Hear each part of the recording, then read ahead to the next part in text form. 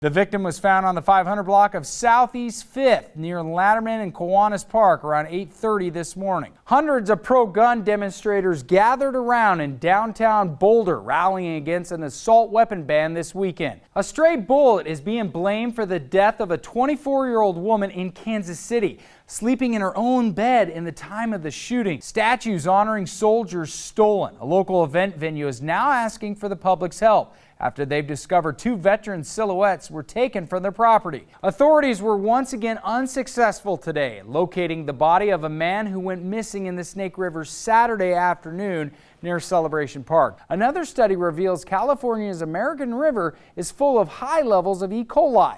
The shoes Michael Jackson wore when he performed his signature moonwalk for the first time on stage are going up for auction. Well, there is no shortage of construction jobs in the valley, and while contractors across the U.S. are struggling to fill open positions, Boise is booming. College of Western Idaho officials are expected to announce the details Tuesday of a bond initiative to help build the school's Boise campus. Folks in the Treasure Valley got a special treat this weekend as the planes that are normally on display at the Warhawk Air Museum took flight. Containment on the Pioneer Fire in the Boise National Forest remains at 58% tonight.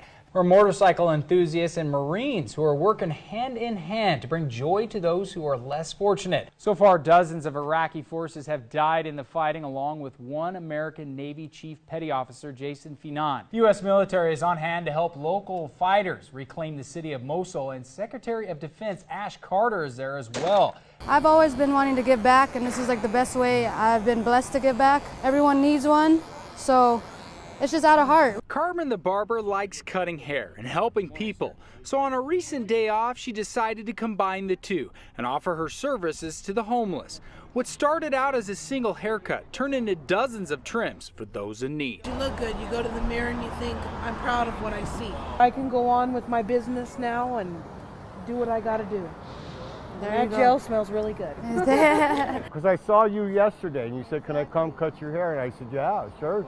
Carmen is in the business of making people look and feel good, but one of the unexpected results of her work is how good it makes Carmen feel. And my family, we just love to give back.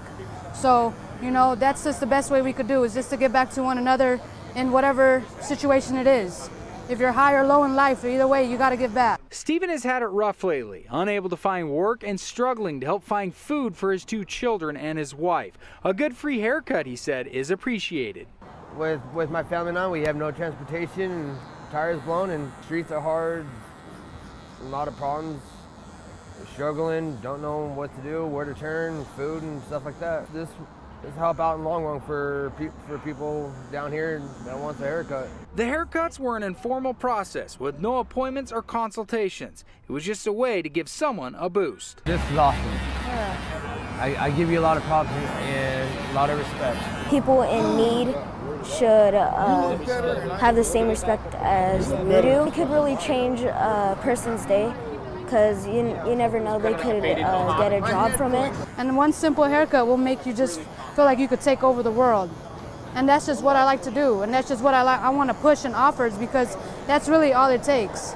It's just confidence. Confidence is key, and that's just what everyone needs. Dan Hawks, 6 on your side. Skyview High School athletes are getting a little extra focus before they participate in sporting events. And to make it even sweeter, the students are also learning firsthand how to help their athletes on the field of play. I feel more comfortable knowing more about my athlete when they're on the field. Rusty Sullivan, who is Skyview's athletic trainer, was able to use grant money to purchase an EKG machine, which will serve two purposes. It will be a tool for Sullivan in his sports medicine classes. It will also help better monitor his athlete's health. This is the unit that gets hooked up to the athlete. I get a physical back in this fall for sports, and they're cleared to play sports, and that's all it says on the physical is cleared.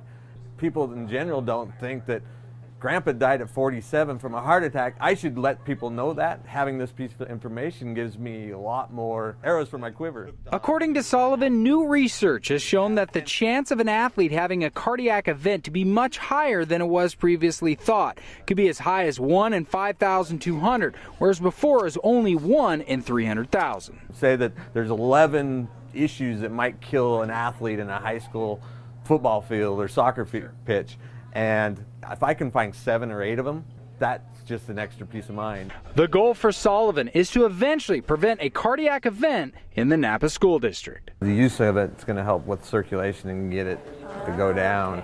My goal is to be able to eventually test all the athletes here at Skyview High School and in Nampa, get the cardiologists in the valley on board and get them to help out.